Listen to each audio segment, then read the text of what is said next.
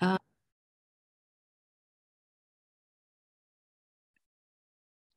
Thank you.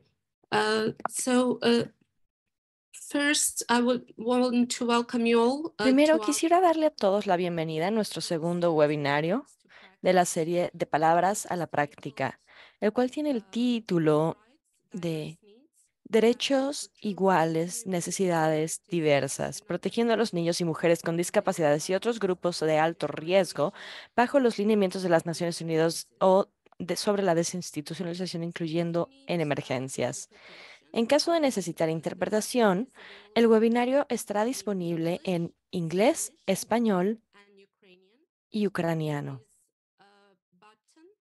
Hay un botón en la parte negra de la parte de abajo. Hay muchos botones, pero hay uno que tiene un icono de un mundo y la palabra interpretación. Ese es el que necesitan seleccionar. Le pueden dar clic y ver las opciones de los idiomas, así como elegir el idioma que necesiten escuchar. Asimismo, tenemos interpretación en lenguaje de señas internacional. Dice estadounidense, sin embargo, es internacional. Interpretación en lenguaje de señas internacional. Ahora, para los subtítulos, tenemos el botón de Zoom para poder ver los subtítulos. Y ahorita voy a copiar en el chat un vínculo externo para el subtitulado en caso de que las personas deseen acceder al texto completo del subtitulado. Así que simplemente denme un segundo para hacer eso aquí. Entonces, los subtítulos estarán disponibles en este vínculo externo que está siendo publicado en el chat.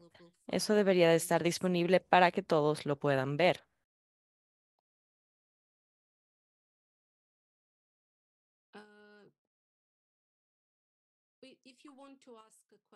Si desean hacer una pregunta, hay varias formas de hacer las preguntas. La mejor forma es escribir su pregunta en la casilla de preguntas y respuestas cuando piensen en la pregunta y ya sea que la podamos responder inmediatamente o si hay algún tipo de problema, debemos esperar a nuestra sección de preguntas y respuestas y también pueden hacer una pregunta en la casilla del chat. Va a haber unas encuestas al final del webinario en la sección de Q&A o preguntas y respuestas. Y para participar, simplemente en las encuestas, lean las opciones, elijan la opción con la que estén más de acuerdo y escriban su respuesta. Si dicen múltiples opciones, entonces es posible elegir más opciones y después de un pequeño periodo de tiempo puede que los resultados aparezcan en su pantalla para preguntas cerradas y estos resultados van a ser anónimos. Algunos tips de accesibilidad para nuestros ponentes. Por favor, digan sus nombres y organizaciones cuando estén hablando. Por favor, sean lo más precisos y concisos posible y utilicen un lenguaje del día a día, sin jerga, por favor.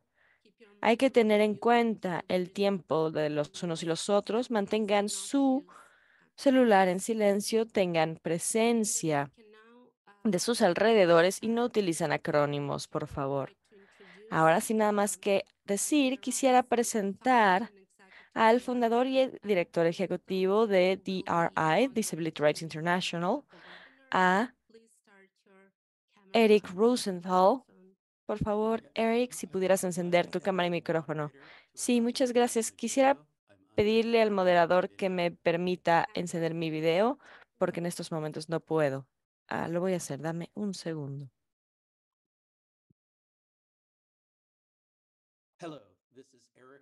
Hola, este es Eric Rosenthal, soy el director de Disability Rights International y es un placer darles la bienvenida a este webinario. El día de hoy estamos actuando en representación de una amplia coalición, la Coalición Global en Desinstitucionalización, o DI por sus siglas en inglés. Después de 20, 30 años en el movimiento de defensa de los derechos de las personas con discapacidades es súper importante.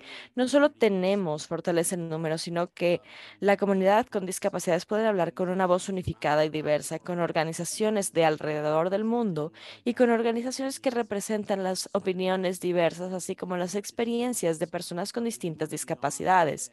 Podemos movernos más allá de los días donde una persona con discapacidad podía ser agregado a un comité y se esperaba que representara a todas las personas con discapacidades. Es decir, actuamos fuertes, actuamos juntos y les traemos uno de los productos de nuestra colaboración global. Y estas son los lineamientos de las Naciones Unidas en cuanto a la desinstitucionalización. Esta coalición nos ayudó a escribirlo junto con el Comité de Personas con Discapacidades y con base a las consultas regionales de personas con discapacidades alrededor del mundo.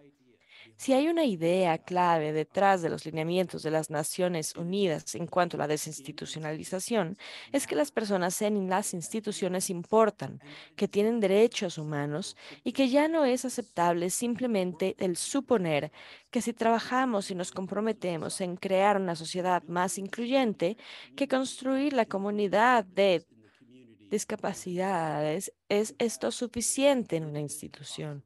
Si tienes una caja de recursos limitada, puede que decidas que deseas usarlo para gastar para proteger a las familias y las comunidades, para que no tengan que ponerlos en instituciones.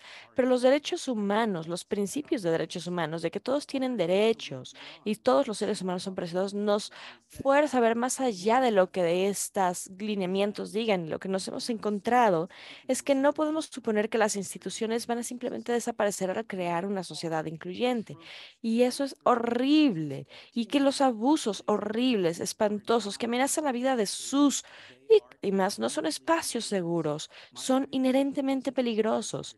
Mi organización, Disability Rights International, ha ido a los diferentes orfanatos, instalaciones psiquiátricas, hogares de atención de seguro social en cada continente y nuestros hallazgos han sido confirmados por nuestros socios en cada esquina del mundo, es que las instituciones son peligrosas, particularmente peligrosas para los niños, sumamente peligrosos, la violencia, el abuso sexual, el negar los derechos parentales para las mujeres, por lo que nos especializamos en niños y mujeres con discapacidades el día de hoy.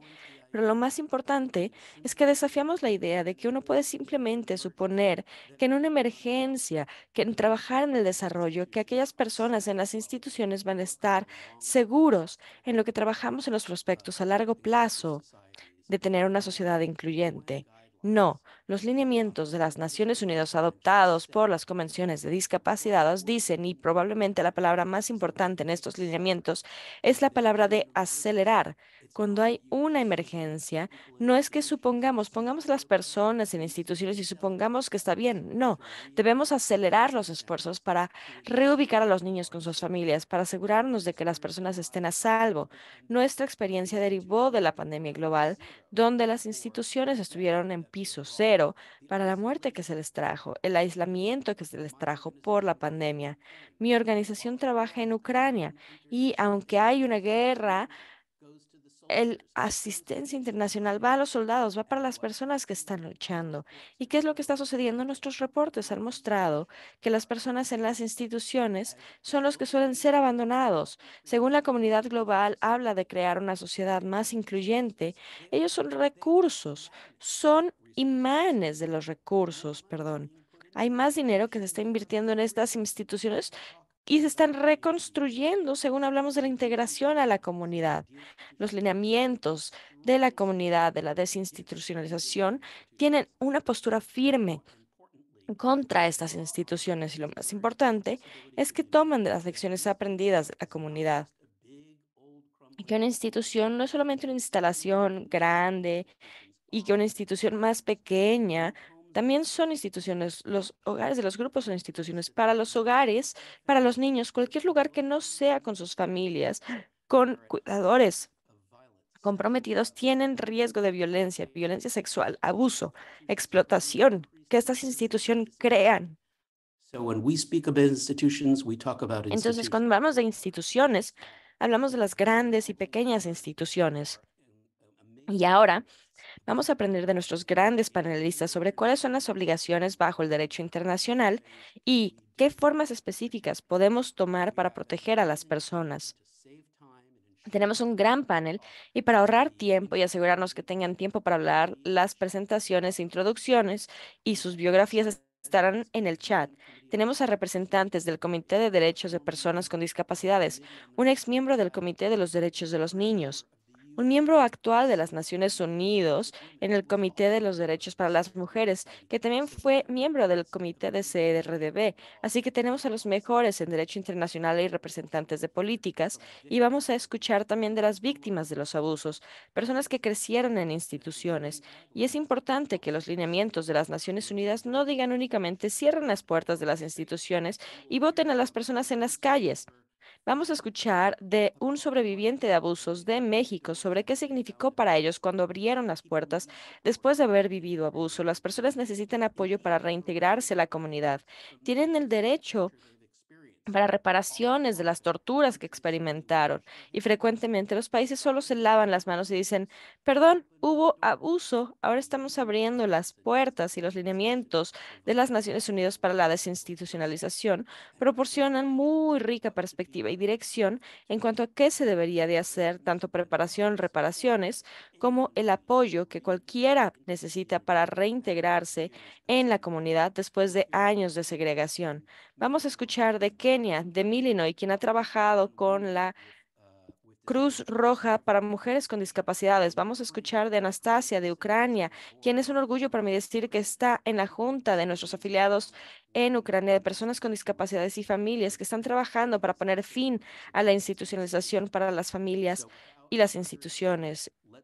Entonces, sin nada más que agregar, vamos a profundizar en esto. Tenemos tiempo para discusiones al final, poco tiempo, pero pongan sus preguntas en la parte inferior y haremos todo lo posible para llegar a ellos. Esperamos que este sea el inicio de un diálogo fundamental y trascendental, de un mayor reconocimiento de este instrumento tan valioso, de los lineamientos de las Naciones Unidas en la desinstitucionalización, nuestro conocimiento y sabiduría colectiva de cómo proteger a las personas en instituciones y asegurarnos de que se les dé el apoyo necesario para salir de estos sitios tan peligrosos para ingresar a las comunidades.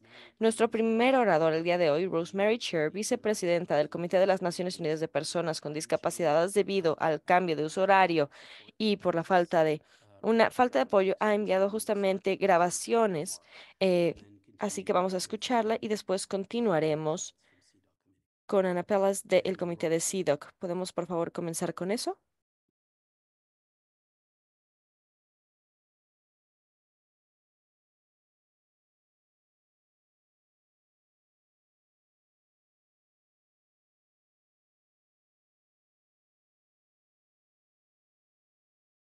There's no sound. No tenemos sonido. Documento importante que los estados tienen para estar obligados a dar respuesta. Muchas gracias por la oportunidad de participar en este webinario. Los lineamientos para la desinstitucionalización, incluyendo esto en emergencias, es un documento muy importante que declara que las partes deben de cumplir sus obligaciones en la Convención de los Derechos de Personas con Discapacidades. Que podemos ver aquí el PD, la segregación y el negar la autonomía son inherentes para la naturaleza de las instituciones.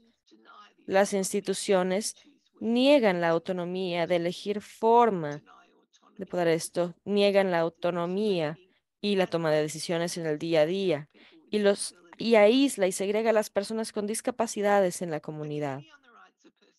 El Comité de Personas con Discapacidades ha sido una parte fundamental que hace que las partes no declaren esto, sino que la desinstitucionalización es crítico para muchas de las obligaciones bajo la CDPD, particularmente el artículo 19 que debería de incluirse en la comunidad.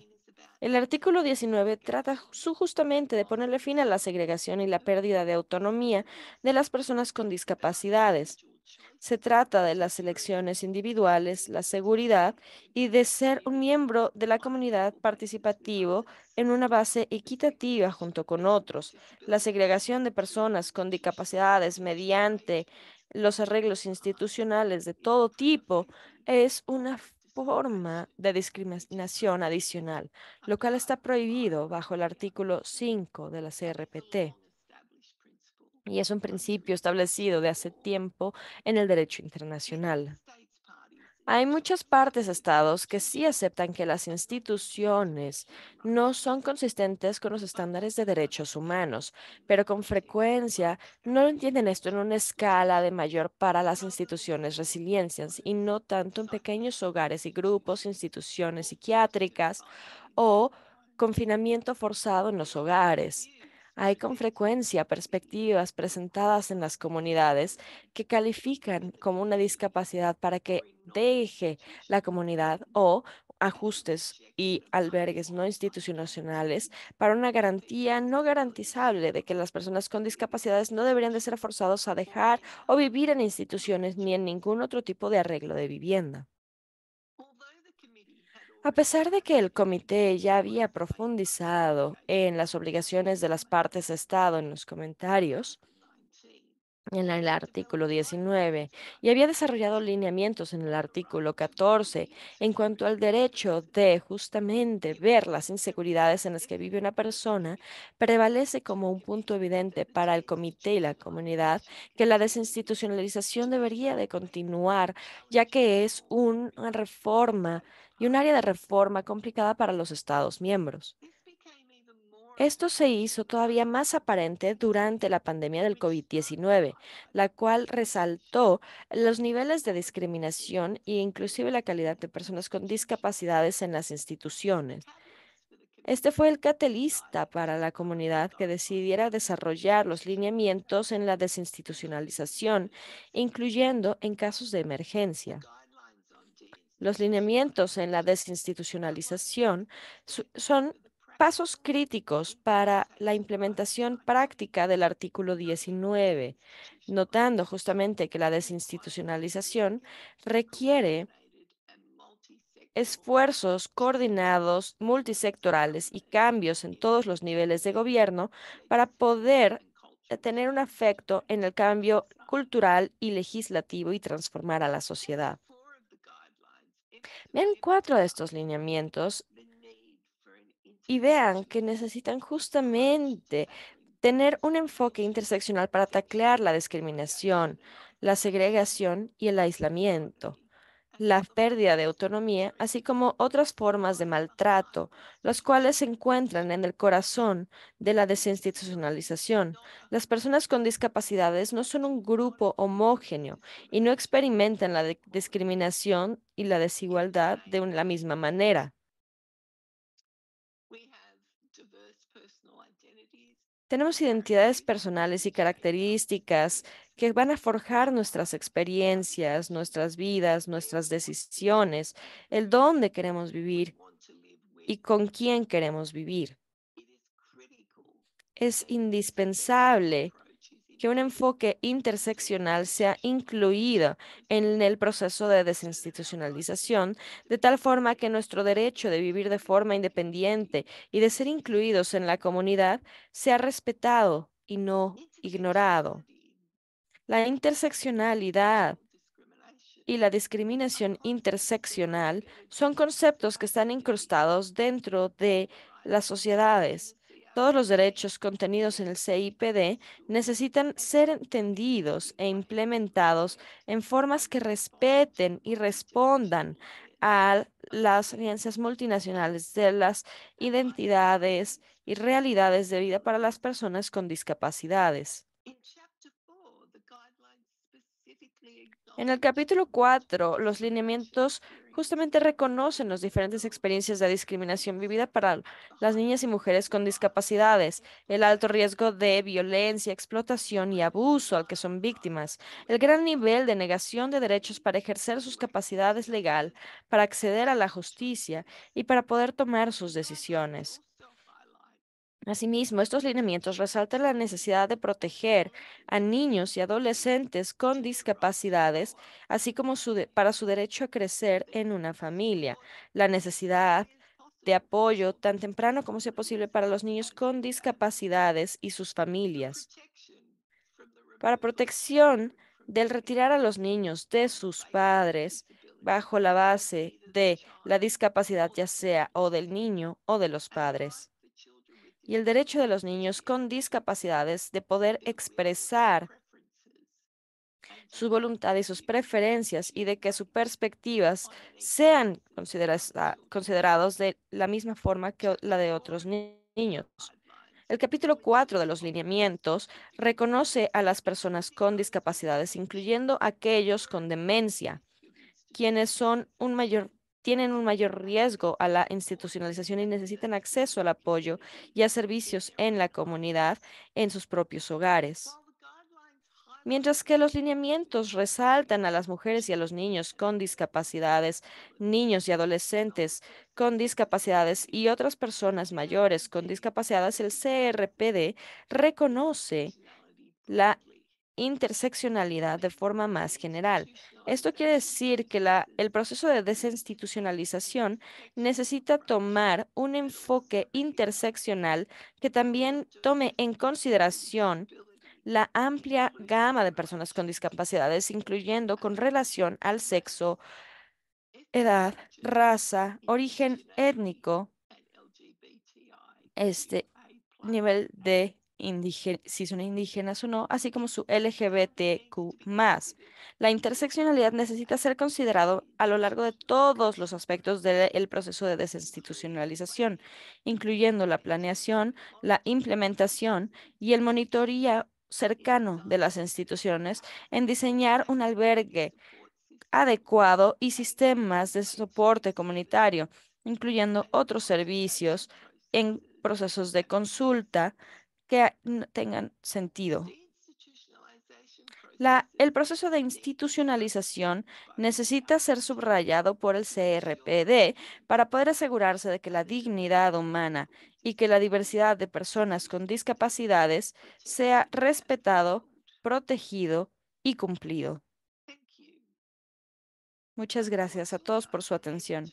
Desafortunadamente no voy a poder participar en esta discusión debido a la diferencia de uso horario con Australia, pero tengo muchas ganas de escuchar los resultados de este importante webinario.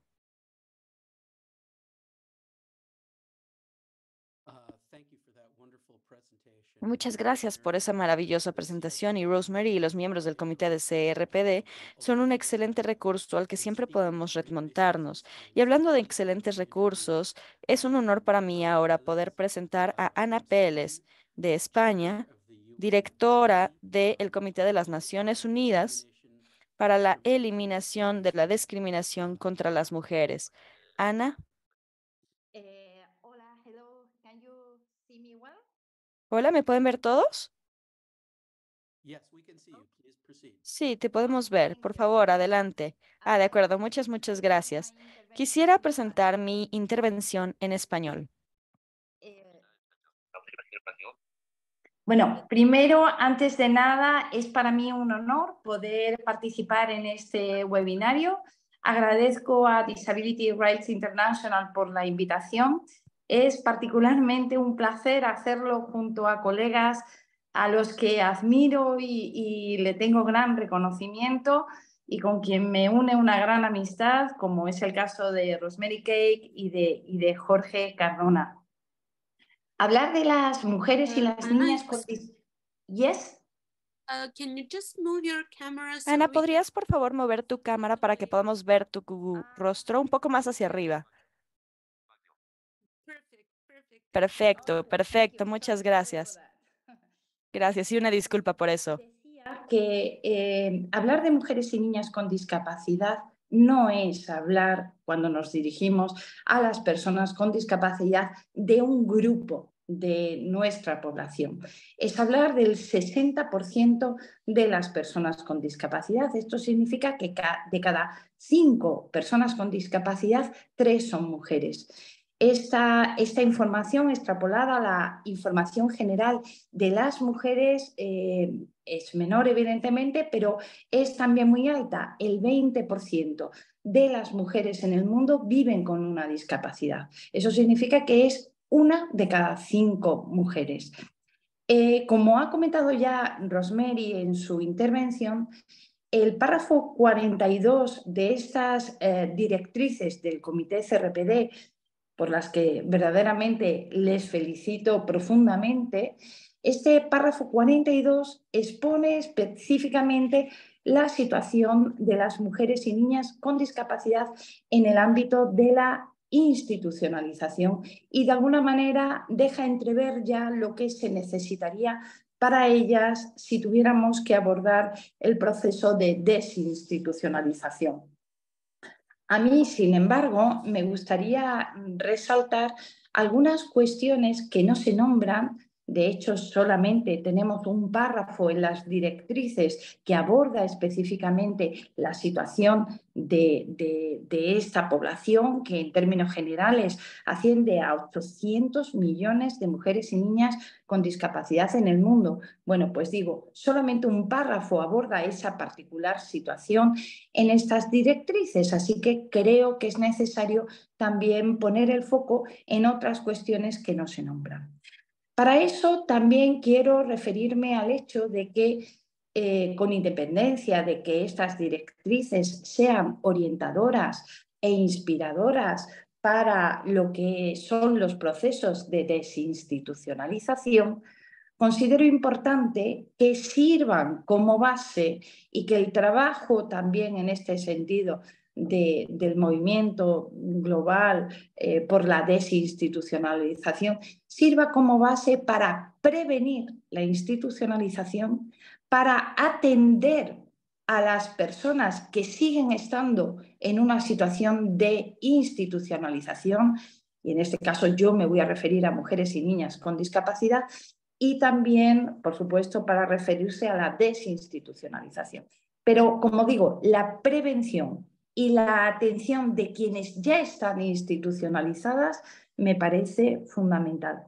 Hemos observado que la principal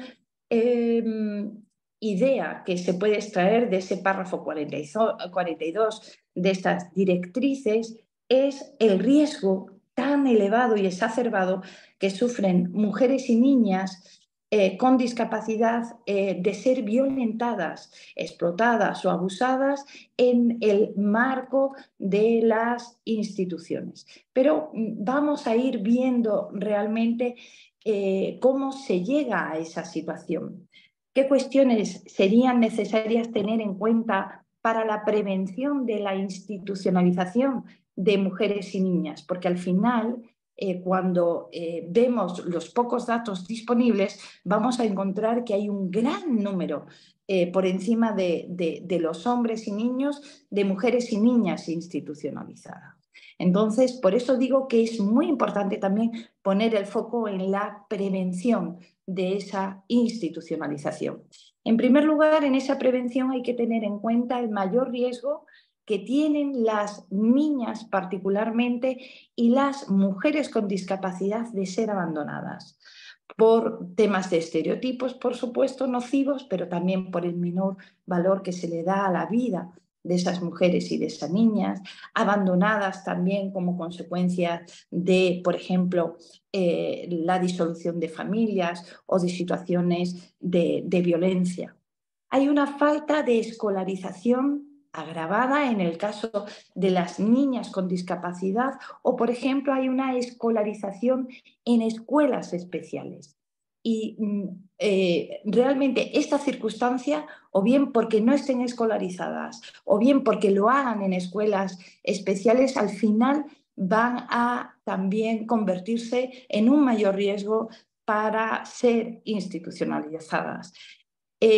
Cuando realmente no están escolarizadas, el principal... Ana, we've Yes. lost your camera again. Could you Ana, adjust? nuevamente perdimos tu cámara. ¿Podrías ajustarla ahora hacia abajo porque vemos la lámpara? Me disculpo, soy ciega y no puedo controlarlo. Me disculpo profundamente. Para mí, lo más importante es el mensaje. Tu mensaje es fundamental, definitivamente. Vamos a continuar. Y me disculpo por esto. No, no te preocupes. No puedo controlar el resto del mensaje. Lo entendemos, no te preocupes. De acuerdo, muchas gracias. La falta de escolarización de las niñas va ligada al desempeño de tareas domésticas en el entorno familiar. Y cuando no es así, también tengo que decir que la transición de las niñas que han estado, por ejemplo, en escuelas de educación especial después a la vida adulta, generalmente tiene que ver, si no es con el trabajo doméstico de la casa, tiene que ver con su permanencia en centros ocupacionales. Ser víctima de explotación, de violencia y de abuso, particularmente dentro del hogar, es una causa que origina institucionalización. Cuando se detecta esta situación ante, sobre todo, la falta de accesibilidad y de inclusividad de los programas y servicios especializados para atender a víctimas de violencia de género o de víctimas de trata, la única solución que en muchos casos encuentran los estados es ofrecer una institución a estas mujeres y niñas con discapacidad que han sido violentadas para su seguridad. Hay igualmente una dependencia familiar muy importante de muchas mujeres con discapacidad y niñas con discapacidad que cuando mueren sus padres, particularmente sus madres, se quedan solas y además desprovistas de sus propias casas. Y hay además continuamente una derivación, y esto se observa en países, en la Unión Europea se observa mucho, y yo no sé si también sucede en otras partes del mundo, existe una derivación de los servicios. Cuando una mujer es víctima de violencia o de trata e incluso ha adquirido esa condición de discapacidad como consecuencia de esos malos tratos, la derivación a instituciones de discapacidad, como digo, es a veces la única respuesta que dan los estados. ¿Qué cuestiones deberíamos tener en cuenta durante la institucionalización? Bueno, aquí lo que Anna, tenemos could que... you begin to wind up for us? Thank you. Just one more minute. Ana, te queda solo un minuto.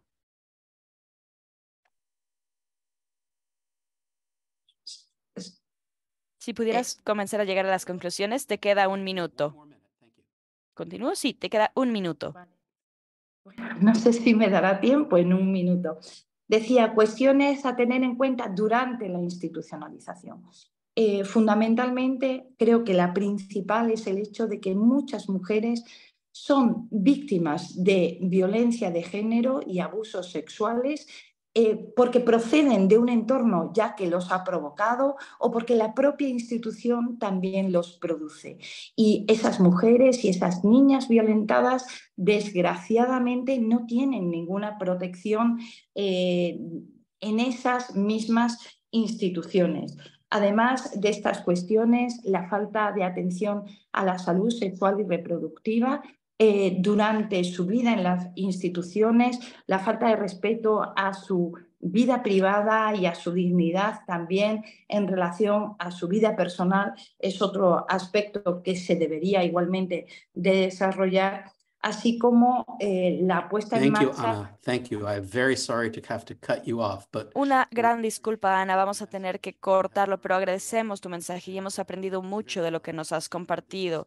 Y me va a dar mucho gusto poder continuar esta discusión contigo como un excelente recurso en el área.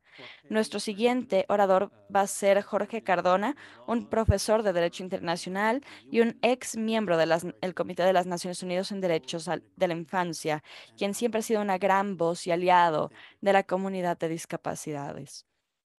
Gracias, Jorge. Thank you. Good morning. Thank you for inviting Gracias, buenos días y muchas gracias to por la participate invitación in the event. a I will be participar en speaking este in evento. Spanish Yo also. también voy a estar hablando en español. Mi intervención la voy a agrupar en 4 bloques rápidos. Primero, los hechos. Segundo, las causas de esos hechos, las causas de fondo. Tercero, cómo ver eso desde la perspectiva del modelo de los derechos humanos. Y por último, qué es lo que hay que hacer. Los hechos son muy fáciles.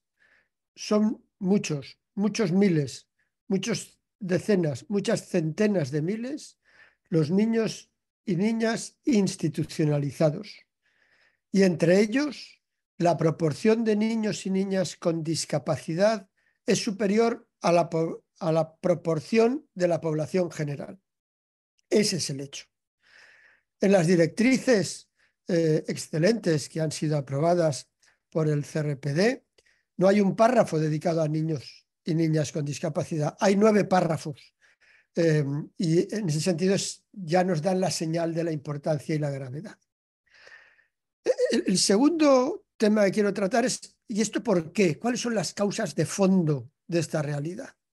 Las causas son muchas, pero buscando las causas de fondo, en una interpretación, en una visión benévola, bien intencionada, podríamos decir que, en primer lugar, la existencia de un estereotipo adultocentrista basado en una visión tutelar que considera que los niños deben ser, entre comillas, protegidos, creando un sistema de protección consistente en crear instituciones para dar techo y comida a niños carentes de entorno familiar o cuyo entorno es peligroso para cualquier niño o niña. A ese estereotipo adultocentrista tutelar se suma el estereotipo capacitista, que considera que el mejor modo de proteger a un niño con discapacidad es institucionalizarlo para que esté con sus iguales y separado de todo riesgo. Si esa es la visión benévola, podríamos utilizar también una visión malévola. Detrás de muchos de esos denominados centros de protección hay empresas y negocios que buscan rentabilidad económica a sus inversiones. Bien, esas causas y efectos, ¿cómo casan con el modelo de derechos humanos? El centro del modelo de derechos humanos de la infancia en general, con y sin discapacidad, se apoya en un principio fundamental, el principio del interés superior del niño. ¿Y qué nos dice ese principio sobre estas causas y efectos? Lo primero que nos dice es que los niños no necesitan protección. Los niños no necesitan ser protegidos. Lo que hay que proteger son sus derechos. Si sus derechos están protegidos, ellos estarán protegidos. Como ha señalado el Comité de Derechos del Niño en su Observación General 14, el interés superior del niño no es lo que yo o cualquier otra persona considera que es mejor para un niño, sino simple y llanamente el respeto del conjunto de sus derechos y su desarrollo holístico, es decir, su desarrollo físico, mental, espiritual, moral, psicológico y social. Ese es su interés superior. Y en este marco, todos los estudios demuestran que el entorno natural y mejor para el pleno y armonioso desarrollo de la personalidad y las capacidades de un niño es crecer en el seno de una familia, en un ambiente, como dice la Convención sobre Derechos del Niño, de felicidad, amor y comprensión. Y si esto es necesario para cualquier niño, lo es más para un niño con discapacidad. Todos los niños precisan del apoyo familiar para su desarrollo, pero un niño con discapacidad necesita aún más esos apoyos. Por otra parte, todo niño institucionalizado, tenga o no discapacidad, ve vulnerados sus derechos, lo ha explicado muy bien Rosemary, pero un niño con discapacidad institucionalizado ve sus derechos y desarrollo todavía más afectados. Las probabilidades de desarrollar deficiencias o que se agraven las existentes se incrementan con la institucionalización. Y para terminar, ¿cómo cambiar esos hechos para que se aplique la perspectiva de derechos humanos? En primer lugar, hay que prevenir la institucionalización, lo que significa en concreto, y entre otras causas, en primer lugar, la necesidad de apoyar a la familia biológica para evitar la separación, como ha sido afirmado tanto por el Comité de Derechos del Niño como el Comité de Derechos de Personas con Discapacidad conjuntamente, nunca la discapacidad o la pobreza deben de ser causa de separación. La discapacidad o la pobreza tienen que ser causa de proporcionar apoyos, pero no de separar a los niños de su familia. En segundo lugar, cuando no es posible evitar la separación o la familia ha dejado de existir, debe buscarse una familia alternativa, la familia amplia o una familia ajena, a la que habrá que dar los apoyos necesarios para su labor y siempre, si es posible, trabajando también con la familia biológica para conseguir el retorno del niño a su familia biológica. En tercer lugar, aceptar que todos los modelos de familia son válidos mientras permitan una relación estable con un adulto en un ambiente de felicidad, amor y comprensión. Puede ser una familia heterosexual, una familia homosexual, una familia monoparental o monomarental, pero una familia. Intentando a toda costa evitar los acogimientos múltiples y formando a los profesionales que trabajan con la infancia, especialmente a los jueces de familia y a los profesionales del sistema de protección, para que comprendan la necesidad de prevenir la separación. Y una cosa es prevenir y, en segundo lugar, hay que desinstitucionalizar. ¿Y cómo hay que desinstitucionalizar al gran número de niños y niñas que están institucionalizados, niños y niñas con discapacidad? En primer lugar, con planes individualizados. No hay dos niños iguales, no hay una sola infancia, ni una sola infancia con discapacidad, sino que hay muchas infancias diferentes. De ahí la necesidad e importancia del plan individualizado. En segundo lugar, tranquilo Eric, que voy a terminar enseguida, buscando la familia idónea para cada niño y no el niño idóneo para una familia. Por lo tanto, hay que buscar esa familia idónea. En tercer lugar, siempre escuchar al niño y formar y tomar en consideración su opinión en función de edad y desarrollo, facilitándole oportunidades para elegir dónde y con quién vivir, pero esa elección nunca puede ser una institución. En cuarto lugar, priorizando a los niños y niñas con discapacidad en la desinstitucionalización, precisamente porque son los más institucionalizados. Y finalmente, como muy bien ha explicado Rosemary, con visión interseccional, comprendiendo la integralidad de cada niño o niña. Esos son los caminos hacia los que las líneas directrices aprobadas nos llevan y hacia los cuales hay que seguir profundizando. Muchas gracias.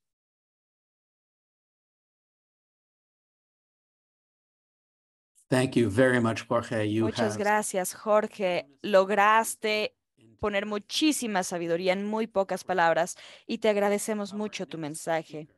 Nuestro siguiente ponente, que es un honor para nosotros escuchar de él, es Eduardo Verduzco, quien es un sobreviviente de una institución terriblemente abusiva en México que se conoce como Mama Rosa, donde después de abusos excruciantes fueron expuestos.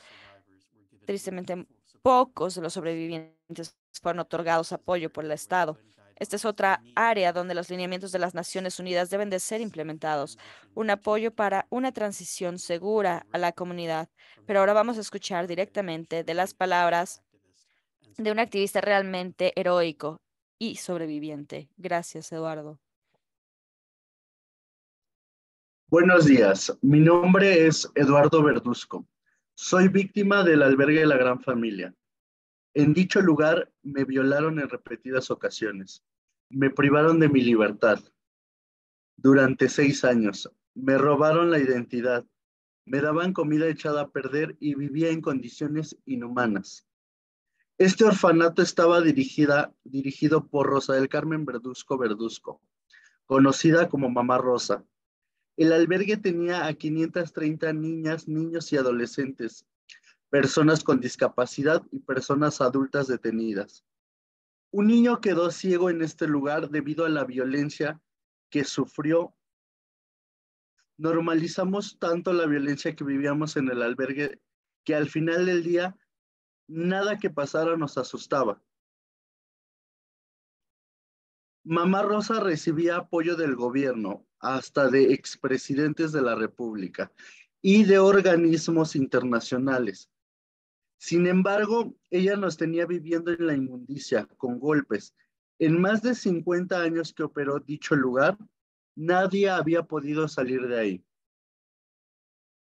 En 2014, tras un operativo policíaco, después de haber sido rescatado del albergue La Gran Familia, junto con más de 530 víctimas que estábamos privadas de nuestra libertad en dicho lugar, la Comisión Ejecutiva de Atención a Víctimas me dejó a la deriva, dándome un acta de nacimiento apócrifa y encerrándome en un psiquiátrico en la Ciudad de México, de noviembre a diciembre del 2014. Después de salir del psiquiátrico, me dijeron que ninguna institución se iba a hacer cargo de mí y me echaron a la calle. Después de eso, estuve viviendo en anexos y trabajaba en empresas de limpieza. El sueldo era muy poco y ni siquiera podía cobrar los cheques porque no existía en el país. Uno de mis trabajos fue en la hoy extinta Procuraduría General de la República, hasta que en el 2017, mi amigo, igual víctima del albergue La Gran Familia, Luis Andrés Barragán Loya, se suicidó ahorcándose. Yo lo encontré colgado, lo descolgué intenté darle reanimación, pero ya era muy tarde. Llegó el personal de la Comisión Ejecutiva de Atención a Víctimas y me dijeron que ya tenían a dónde enterrarlo. Ahí fue cuando me di cuenta que existía la Ley General de Víctimas y en ella decía que las víctimas debíamos recibir apoyo psicológico, médico, medidas de ayuda y teníamos derecho a una reparación integral del daño. Desde el 2017, con ayuda de un despacho particular de abogados, se ha buscado que las víctimas puedan acceder a una reparación integral del daño justa y digna. Además, empecé a luchar porque mis compañeros y yo recibiéramos los apoyos. Yo hacía plantones y cerraba las instalaciones. Y es por ello que en el 2019, la directora de Asuntos Jurídicos de la CEAP de ese momento me mandó a encarcelar por buscar justicia. Salí del reclusorio porque no había delito que perseguir. De mis conocidos y amigos de La Gran Familia, por lo menos 20 se han suicidado. Este año se cumplen 10 años desde que cerraron el albergue. Las víctimas del albergue La Gran Familia seguimos buscando que haya una reparación integral del daño, sin más revictimizaciones, y que las víctimas que lamentablemente se suicidaron en estos 10 años no sean olvidadas y queden impunes.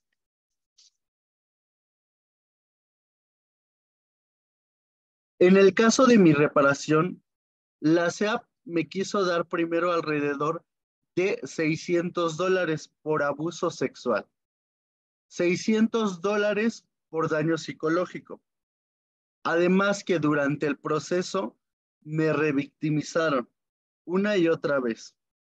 En mi caso, sigo peleando por una reparación justa, ya que la cantidad que estipula no es suficiente para sanar años de abusos. Además, en mi reparación marca que haya una disculpa pública, un memorial para las víctimas a fin de evitar la no repetición de casos similares a La Gran Familia. Actualmente, parte de mi labor es apoyar a más víctimas. Hoy en día he apoyado a más de 10 a fin de que logren una reintegración a la sociedad y obtengan una reparación integral del daño, justa y digna.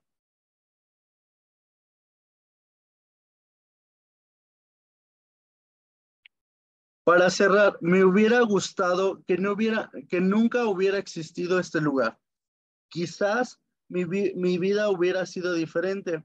Hoy en día tengo un mejor presente, pero las heridas aún están ahí. Y aunque he recibido atención psicológica y tratamiento psiquiátrico, es difícil superar el hecho victimizante. Quiero resaltar que la salud mental es muy importante y las enfermedades mentales también son una discapacidad. Por último, en 2022 publiqué mi primer libro titulado La historia de Eduardo Verduzco, en donde cuento mi experiencia personal viviendo en el albergue La Gran Familia. Soy compositor, activista, escritor, cantante independiente, conferencista y activista. Y desde el ámbito personal he sido microempresario. Eso es todo. Eduardo, we thank you. Eduardo, te agradecemos por tus palabras tan conmovedoras. El mensaje que nos compartes es uno que todos necesitamos escuchar y nos sentimos sumamente inspirados por tu valor al poder alzar la voz y tu fortaleza en continuar todavía en la batalla. Así que te agradecemos profundamente. Tenemos tanto que aprender todos de ti y hay muchas personas que necesitan escuchar este mensaje. Nuestro siguiente ponente es Milinoy, quien va a hablar con nosotros desde un área rural de Kenia, así que esperamos que tenga una buena conexión. Milanoy es una coordinadora de inclusión, género y protección para la Cruz Roja de la Federación Internacional en África, del Creciente Rojo en África. Asimismo, ha sido una gran amiga para Disability Rights International, ayudándonos a investigar y reportar los abusos en las instituciones en Kenia. Una verdadera amiga. Muchísimas gracias, Milanoy, por acompañarnos. Muchas gracias.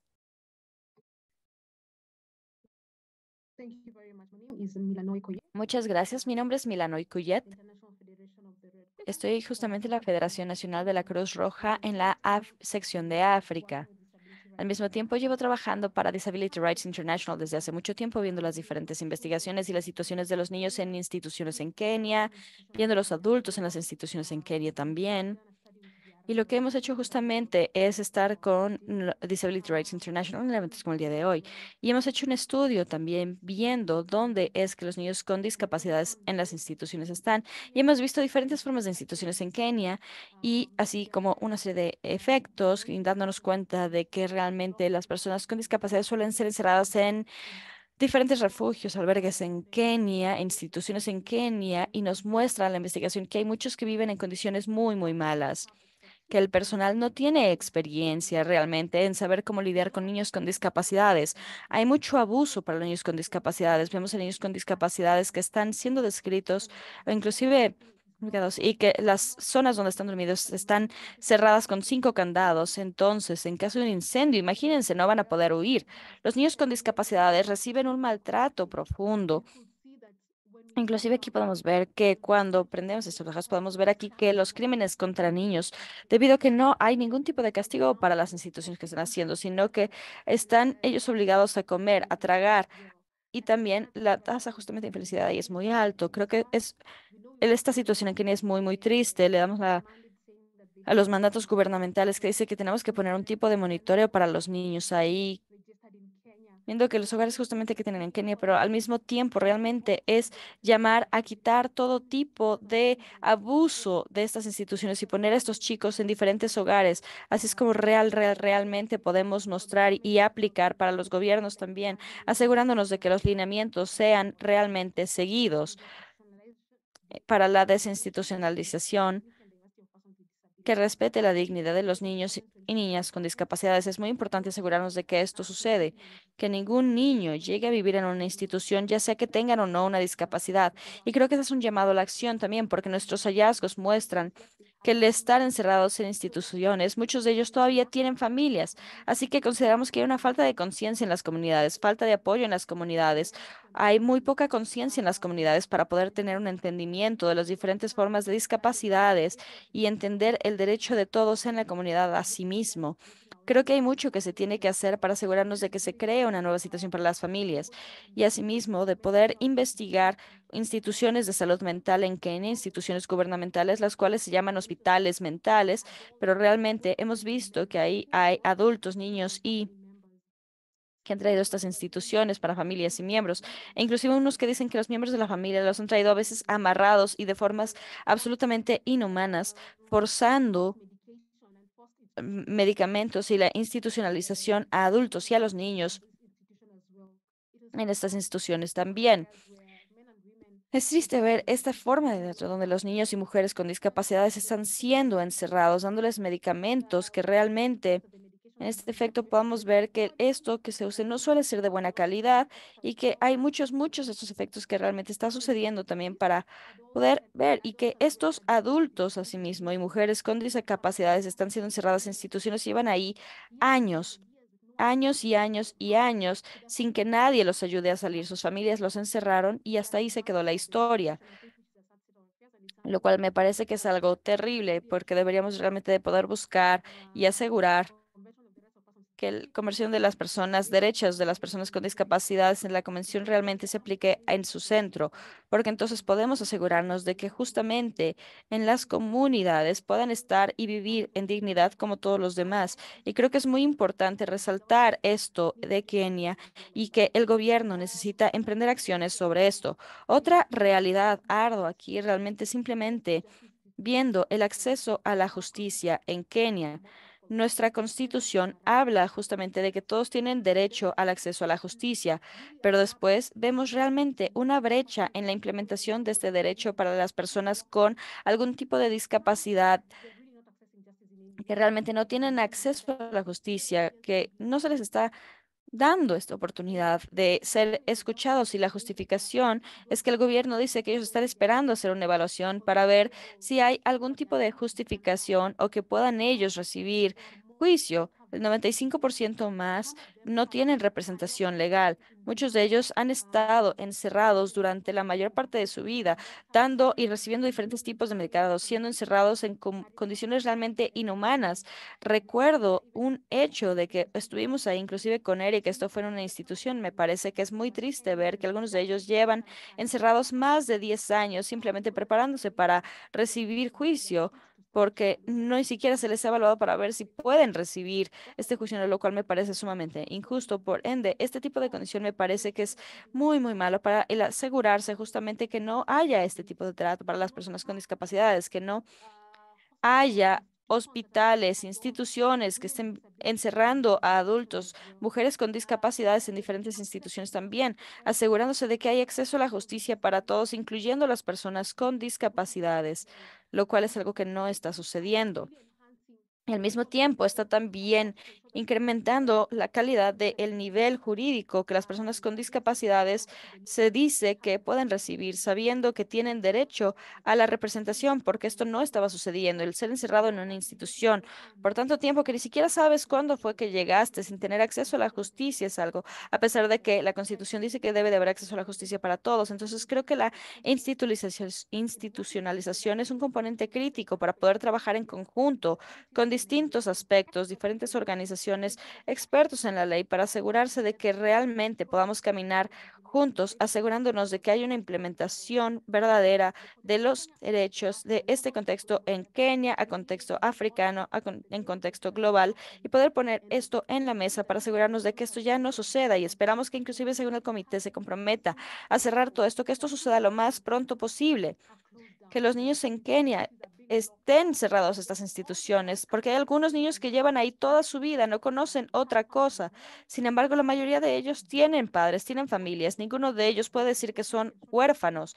Así que realmente ayudarle a los niños en estas comunidades, en las escuelas, asegurarnos de que hay un sistema escolar justo, el cual también sería uno de los desafíos donde la mayoría de las instituciones dicen que no hay forma para poder ayudar a las personas con discapacidades. Entonces es importante asegurarnos que todas las escuelas en Kenia tengan acceso los niños con discapacidades a poder ir ahí. Es fundamental todo esto para poderlo ver.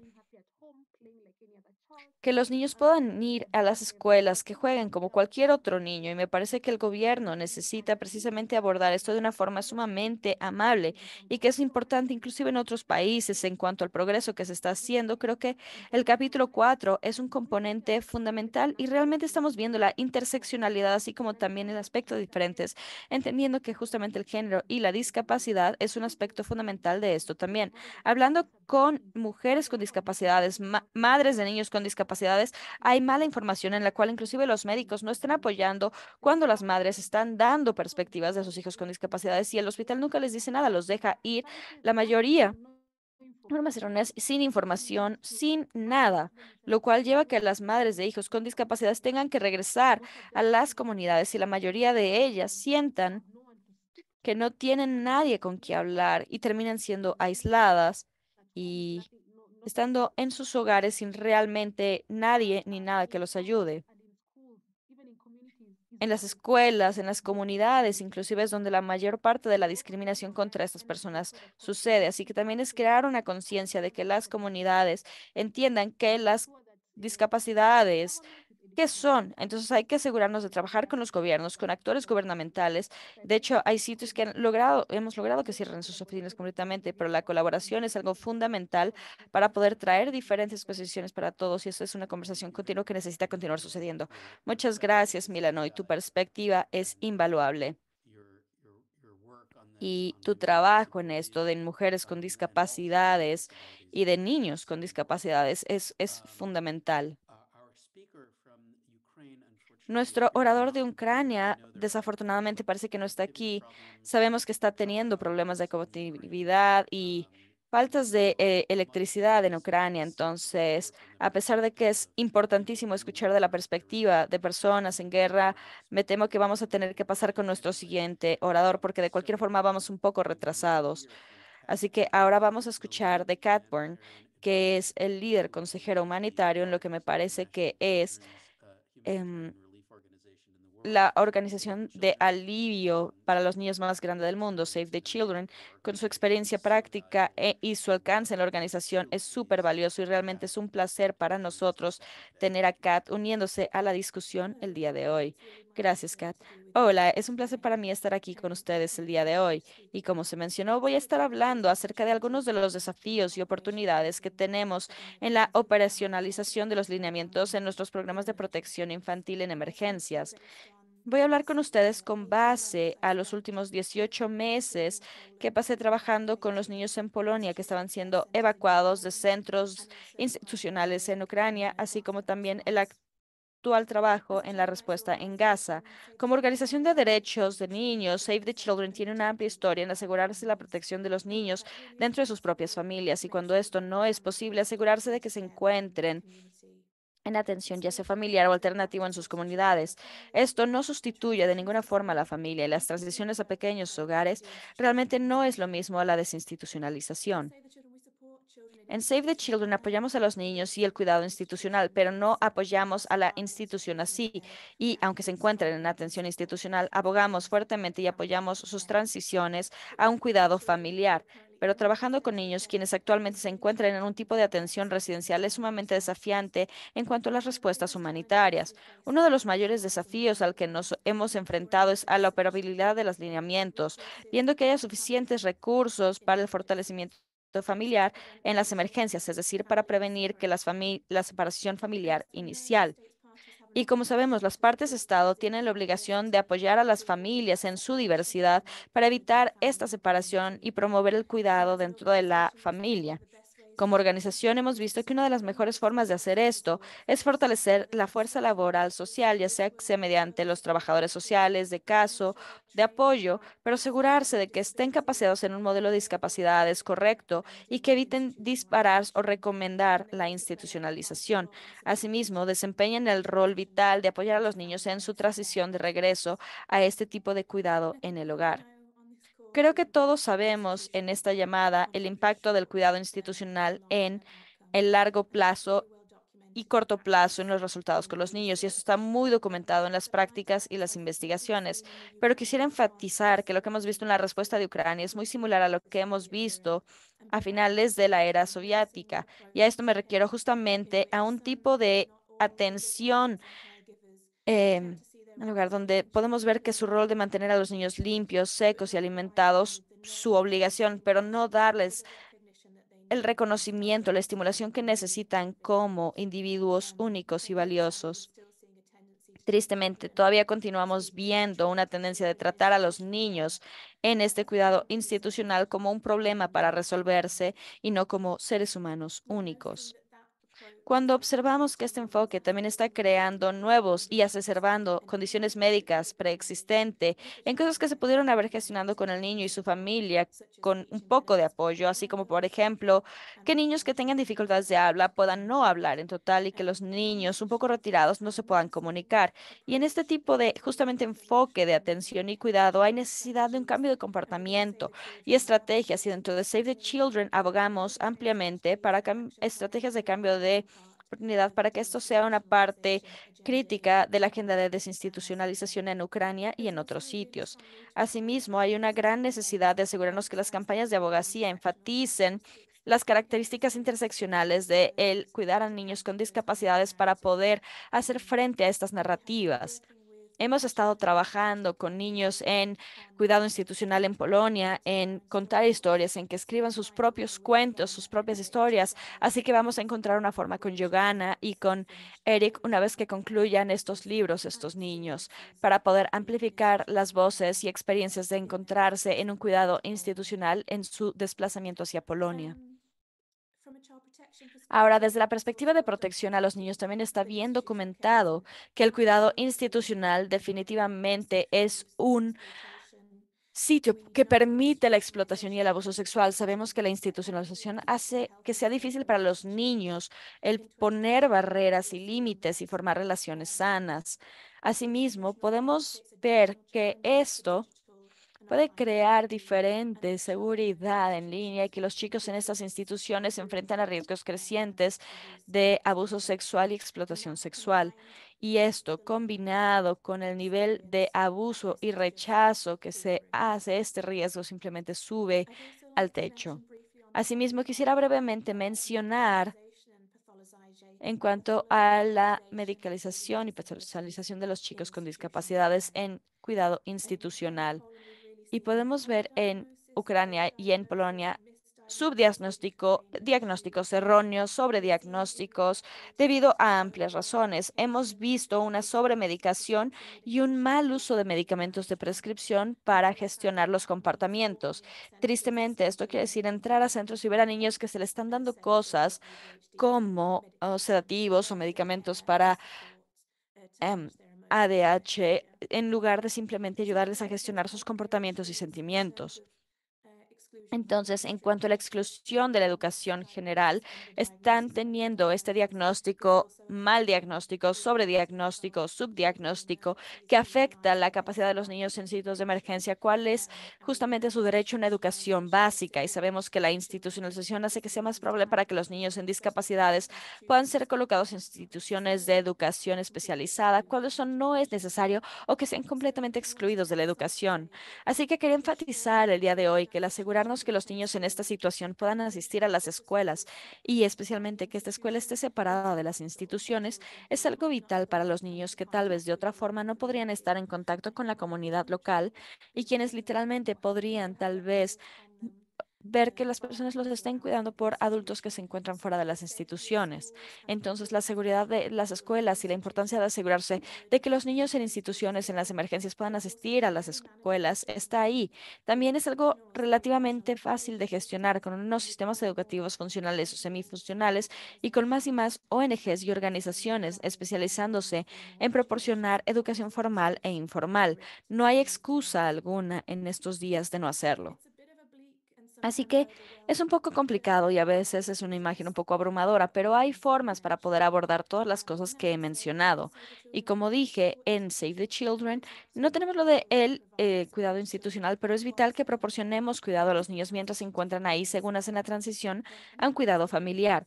Y esto se ve diferente en los diferentes ambientes, pero requiere particularmente gestión de caso uno a uno o intervenciones sociales para poder promover la individualidad y la atención individualizada que todos los niños requieren.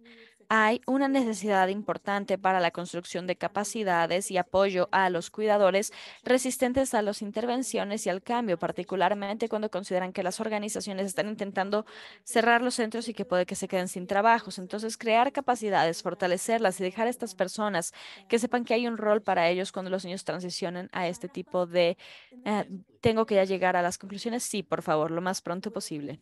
De acuerdo. Las últimas cosas que quisiera enfatizar es que necesita haber una inversión importante de tiempo y dinero para poder crear justamente cuidado y atención para poder cuidar a los niños en este tipo de foster care, para que cuando los niños están en este tipo de cuidado adicional,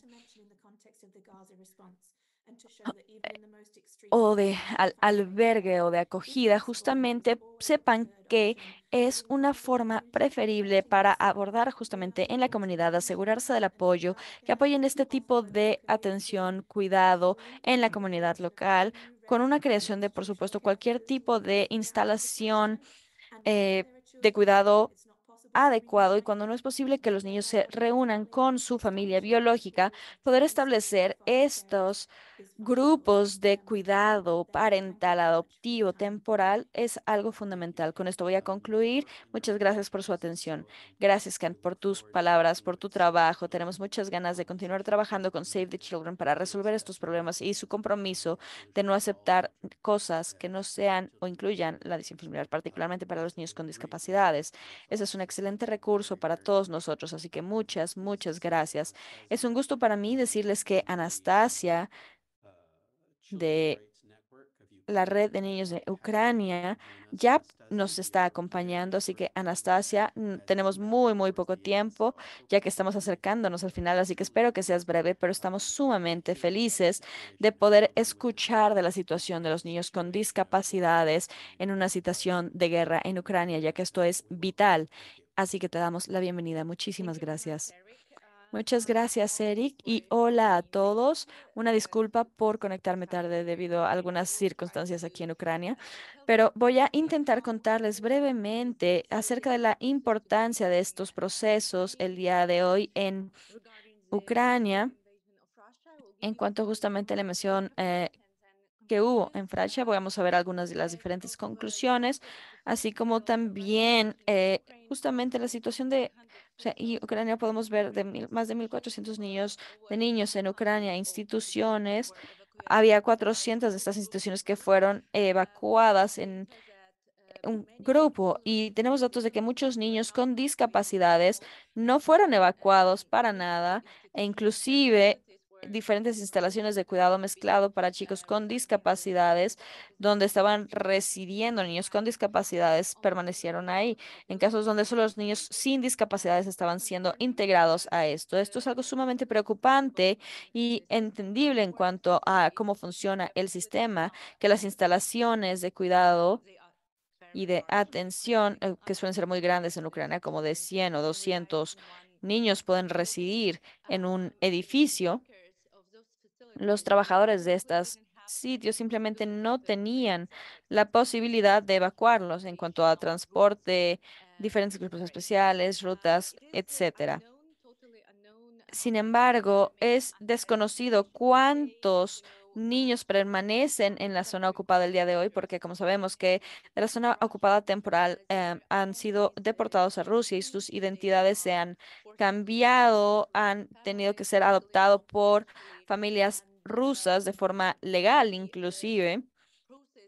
Hemos visto un proceso de la reeducación de niños con discapacidades el día de hoy y Ucrania ni siquiera está preocupado por esto en estos momentos, ya que no es posible hacerlo. El proceso requiere logística especial, requiere algoritmos especiales, realmente es algo sumamente preocupante porque aquellos niños que han sido los más vulnerables se hicieron todavía más vulnerables en esta situación. El proceso de reintegración de niños ucranianos que residen en instalaciones que tienen algún tipo de discapacidad, el día de hoy es algo que se encuentra, digamos, en sus etapas iniciales. Y puede que algunos de ustedes sepan que en Ucrania había una estrategia justamente de atención médica que fue presentada la semana pasada y muchos participantes también participaron en el desarrollo de esta estrategia y los niños con discapacidades están incluidos en este proceso, pero quisiera enfatizar también la estigmatización y la creencia de muchas personas que trabajan en el sistema en Ucrania, que dicen que es imposible poder crear este tipo de atención familiar para los niños que tienen una alta necesidad de apoyo. Y esto se debe a un modelo moderno de las discapacidades que es muy común en Ucrania. Y en general, digamos, las preocupaciones son amplias debido a las vulnerabilidades de estos niños y lo que decía precisamente es que es de suma importancia el día de hoy poder comenzar este proceso de desvictimización según vemos los resultados, la ausencia de los servicios, de la educación, de los servicios sociales, del apoyo a las familias, a sus niños, ya que no los pueden educar simplemente porque cuentan con una discapacidad. Simplemente para muy rápidamente ver esto, quisiera simplemente pedir para la comunidad internacional por apoyo temporal en este tema y o que el tema fuera enfatizado más constantemente desde su lado, ya que nosotros hemos detenido este proceso de institucionalización. Sin embargo, principalmente nos hemos estado enfocando en niños con edad de 3 a 8 y no hay suficiente voluntad política, no hay suficiente sistemas listos para poder proporcionar eso para los niños con discapacidades y es necesario que la comunidad internacional realice y haga que esto sea lo posible para nosotros. Y en este momento de deportaciones en cuanto justamente a los centros de Ucrania, siempre es enfatizado que esto se hizo posible simplemente debido a la desinstitucionalización de las reformas en Ucrania, porque la mayoría de los niños que han sido deportados ya que viven y residen en instalaciones de cuidado especializado porque sus familias los abandonaron, no porque no tuvieran padres, sino porque residían o se decidió que residían en orfanatos, tenían padres ahí, tenían eso es simplemente porque el sistema está construido de esta forma, es mucho más cómodo para los ucranianos que tienen algunos desafíos en sus vidas, el simplemente llevar a sus niños y dejarlos en este tipo de instituciones. Me disculpo si fue un poquito por todos lados, pero estaba intentando ser breve. Te lo agradecemos. Sabemos lo difícil que es poder trabajar en condiciones de guerra y definitivamente los apoyamos y estamos con ustedes y estamos realmente sorprendidos del hecho de que puedan mantener su enfoque en sus familias y en los derechos de personas con discapacidades y niños con discapacidades en momentos tan difíciles. Y es un recordatorio de por qué los lineamientos de las Naciones Unidas y la desinstitucionalización son tan importantes y relevantes en una época de guerra como aquella que están viviendo en Ucrania. Entonces podemos poder mantener nuestra comunicación y cuentan con todo nuestro apoyo. Ahora con esto estamos llegando al cierre de las presentaciones formales y por supuesto que vamos más que retrasados, así que con esto voy a regresar con mi colega Dragana y vamos a utilizar um, una forma para poder aprender un poco más de las perspectivas de nuestra audiencia. Dragana, ¿nos puedes decir esta encuesta cómo funciona? Claro que sí, muchas gracias. Entonces, van a ver en sus pantallas, la pregunta va a ponerse automáticamente y por supuesto que tienen libertad de contestar o no las encuestas y se van a cerrar después de X cantidad de tiempo y algunas de las respuestas van a ser visibles. No queremos tomar mucho tiempo, pero esta retroalimentación es realmente valiosa para nosotros para poder planear los próximos webinarios en esta serie. Entonces, por favor, den diferentes respuestas en su mayor capacidad y conocimiento. Así que vamos a comenzar con nuestra primera encuesta. Les voy a leer la pregunta en voz alta. Entonces, la primera pregunta es si los departamentos estatales relevantes en su país conscientes de los lineamientos y de la desinstitucionalización.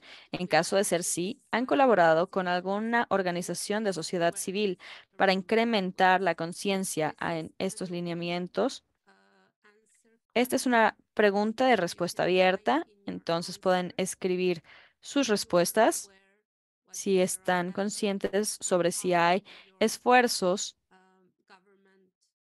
por parte de sus gobiernos para implementar estos lineamientos. La encuesta va a estar abierta unos segunditos, otros 30 segundos más. Va a ver que se toma un poquito de tiempo el poder también escribir las respuestas.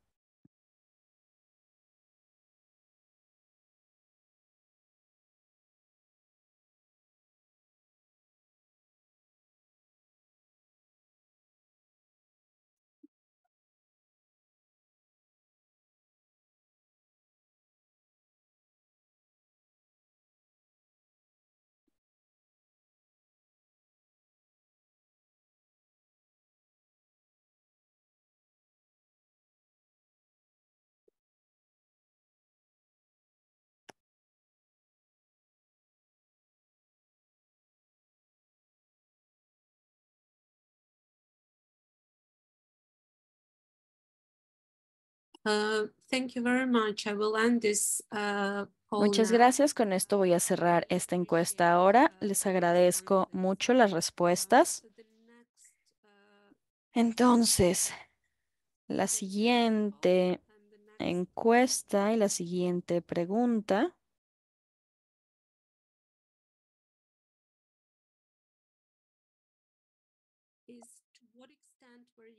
es, ¿hasta qué punto estaban conscientes del contenido del capítulo 4 de los lineamientos de la desinstitucionalización dados para la dignidad de personas con discapacidades antes de este webinario? Entonces, las opciones son muy consciente, más o menos consciente, no consciente para nada y no lo sé.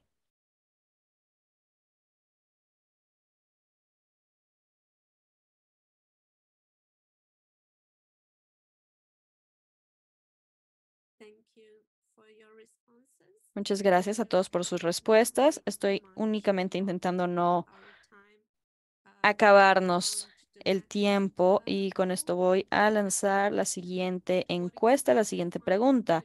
¿Hasta qué punto ven ustedes que el capítulo 4 de los lineamientos es fácil de entender? Es muy fácil de entender, más o menos fácil de entender, no es fácil de entender para nada y no lo sé.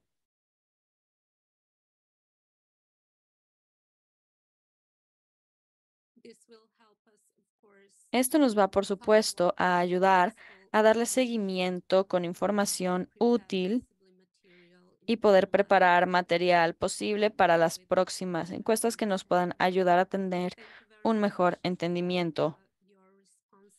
Muchas gracias a todos por sus respuestas.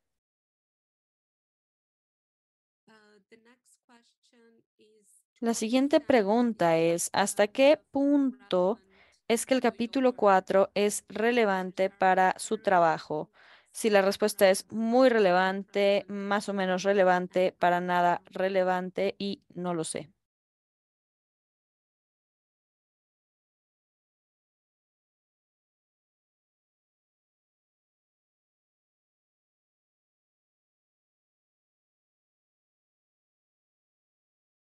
Thank you. Gracias. There is one question that you Hay una pregunta abierta que tenemos aquí, que es ¿con qué grupos están trabajando en caso de estar trabajando con mujeres, niños u otros grupos vulnerables. Simplemente quisiéramos escuchar y ver quiénes son los que nos están acompañando como miembros de la audiencia.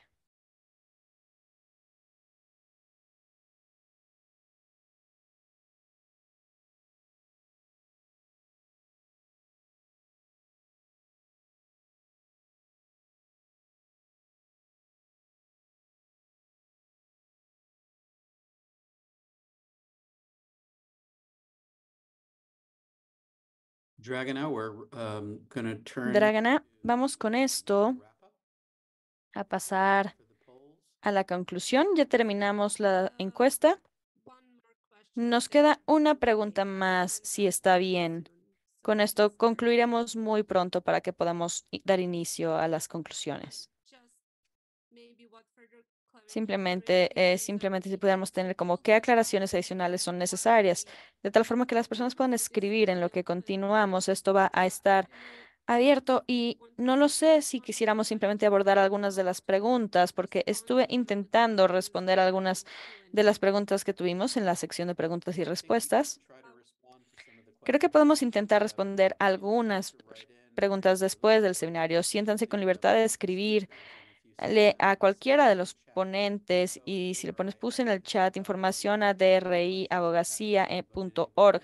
Cualquier pregunta que no hayamos podido responder, los contactaremos con los ponentes correctos y nos aseguramos de responder, pero parece que nos hemos quedado sin tiempo, pero realmente les agradecemos todo lo que hemos escuchado de esta amplia gama de panelistas, así que espero que puedan simplemente poner algunas palabras en en la pregunta de la encuesta número 6. Y ahora vamos a pasar con Manel Mahiri de Inclusion International, quien nos va a dar algunos pensamientos de conclusión y nos va a avisar sobre los planes del próximo webinario de la serie en cuanto a los lineamientos de las Naciones Unidas en la desinstitucionalización. Ahora, en representación de Disability Rights International y de la Coalición Global, les agradecemos a todos por haber participado. Realmente agradecemos la amplia diversidad de experiencias y perspectivas y tenemos muchas ganas de poder continuar trabajando con todos ustedes. Gracias. Manel, adelante. Gracias, Eric. Muchas gracias a todos. Simplemente voy a nuevamente agradecer, primero que nada, a nuestros ponentes, a los panelistas, quienes tuvieron intervenciones súper valiosas. También quisiera agradecerle a los intérpretes de lenguaje de seña internacional y a los de idiomas, así como a todos los miembros que nos brindaron apoyo para este webinario. Y simplemente antes de que concluyamos, quisiera compartir con ustedes que nuestro siguiente webinario, que es parte de esta serie de webinarios que está siendo dirigida por la Coalición Global para la Desinstitucionalización, va a ser organizado para el próximo jueves 9 de mayo y se va a enfocar en el capítulo 6 de los lineamientos de la DI en servicios de apoyo, redes y servicios. Entonces, el webinario va a dar inicio a las 3 de la tarde en el horario de Europa Central, 9 de la mañana en horario de el este de América, y vamos a escuchar de personas con discapacidades, de familias, miembros de familias, así como diferentes profesionales de organizaciones de la comunidad. Vamos a compartir ejemplos concretos y prácticos de apoyo, servicios de apoyo y redes que existen en diferentes países, diferentes regiones, y quisiéramos que estuvieran aquí con nosotros por compartir sus experiencias, sus comentarios y todo. Entonces, nuevamente, muchas gracias. Y vamos a incluir más información y voy a incluir el vínculo de registro antes de la final de esta semana. Entonces, sí, nuevamente, muchas gracias y tenemos muchas ganas de continuar viéndolos en el próximo webinario la próxima semana. Gracias a todos y que tengan un excelente día, tarde. Thank you, Manel. Gracias, Manel. Gracias, Manel. Con esto vamos a detenernos justo a tiempo. Y Manel, tenemos ya el vínculo para el próximo webinario. No sé si lo puedas compartir. Eso sería súper útil.